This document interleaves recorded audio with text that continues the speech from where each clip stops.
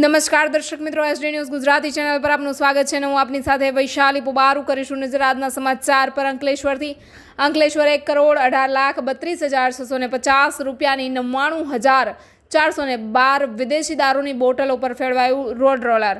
અંકલેશ્વર ડિવિઝનમાં આવેલ અંકલેશ્વર શહેર A division, Ankleshwar B division, taluka police મથક, જીઆઈડીસી પોલીસ મથક, પાનોલી પોલીસ મથક અને હાંસોટ પોલીસ મથકમાં ઝડપાયેલ વિદેશી દારૂના જથ્થાનો નાશ કરવામાં આવ્યો હતો। અંકલેશ્વર પ્રાંત અધિકારી ભવદીપસિંહ જાડેજા તેમજ અંકલેશ્વર વિભાગીય પોલીસ વડા કુશળ ઓઝા સહિતના અધિકારીઓની હાજરીમાં વિદેશી દારૂના જથ્થા પર બુલડોઝર ફેરવી દેવામાં આવ્યું હતું। રૂપિયા 1.18 કરોડની કિંમતની 1 લાખથી વધુ વિદેશી દારૂની બોટલો પર બુલડોઝર ફેરવી તેનો નાશ કરવામાં આવ્યો હતો।